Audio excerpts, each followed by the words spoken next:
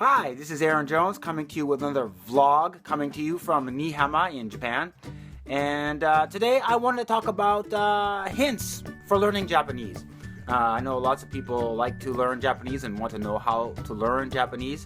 I self-studied Japanese in my early 20s, and it was when I was 24 I started learning Japanese when I was in university. Even after living in Japan for 10 years, my Japanese is enough to get to work and stuff, but I can always improve. But a lot of people ask me, how can you learn Japanese? Well, I'm going to give you some hints, advice that I learned along the way. Maybe my advice will help you learn better, or techniques that will work for you. These techniques are not all, they will work for other languages too, not just for Japanese. The first thing I say about when you're learning Japanese is learn to read the Japanese. Yep, read it.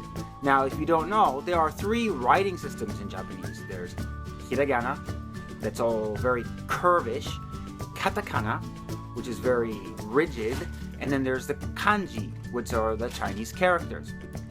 And you should start off by learning the hiragana and katakana right away. There's 2 reasons, or not 2 reasons, there's a few reasons why you should do this. One, if you learn Japanese by using only the romantic alphabets, the regular alphabet, the sound of the character is not exactly the same as the Japanese version, and you tend to read, if you read it with alphabet letters, you will tend to read it like English speaker. You should learn to read the hiragana and katakana and the kanji in the natural way, rather than trying to rely on romaji, as they call it in Japanese, our regular alphabet. And you can learn the hiragana fairly quickly, and this is how, I'll give you a little explanation of how I did it. I use a lot of mnemonics to remember how to do it when I first learned it. And I still use mnemonics now when I'm learning new kanji, or when I come across new kanji, try to remember how to read them. For example, here is the hiragana a. And you can see at the bottom of the hiragana a, it's got like a squiggly line. It looks like a handwritten A, and the pronunciation is a. So I see that and I see a, and I remember that it's the pronunciation a.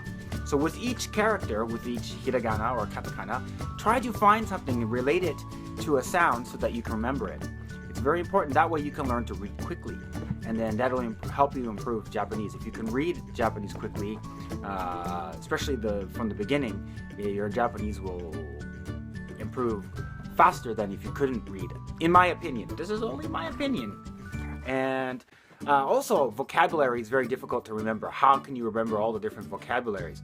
And this is how I try to remember vocabulary. I still forget a lot. I forget a lot of English too these days. What I did is I used flashcards. It's a very common idea. But it's important that when you learn the word, that you don't learn it and associate with the English word, because what will happen is you will translate in your head. And if you keep translating in your head, the process of speaking is very slow.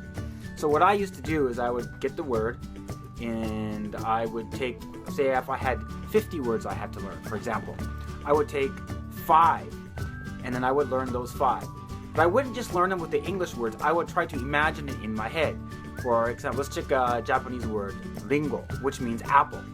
Take that and in your head, say the word and image the item, image the action if it's a verb.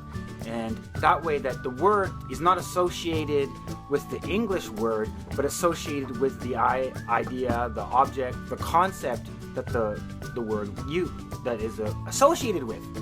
Because of course we have the same verbs, but sometimes the usage is different. So if you can connect the Japanese word or the foreign language word with the concept and the object or the action, rather than the English alternative. I mean, it's important to know that, but then you want to kind of get the idea in your head, and it becomes a lot faster that way.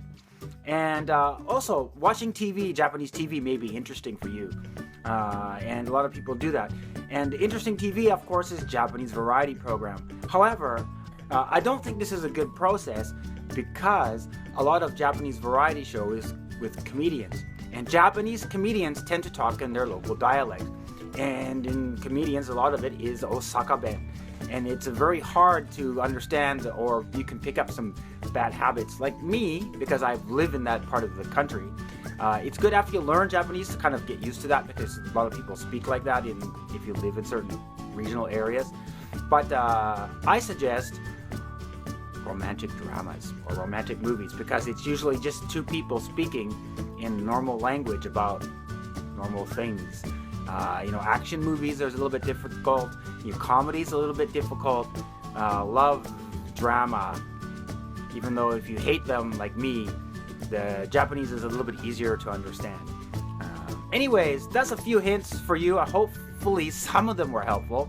And if you have any questions about learning Japanese, you can send me a comment, or you can send me an email at aaron@aaronjones.com, or you can send me a question through Twitter at aaronjonesmagic, or on Google Plus, if you can get to Google Plus right from the YouTube video here. So that's all for this vlog. Until next time, see you again.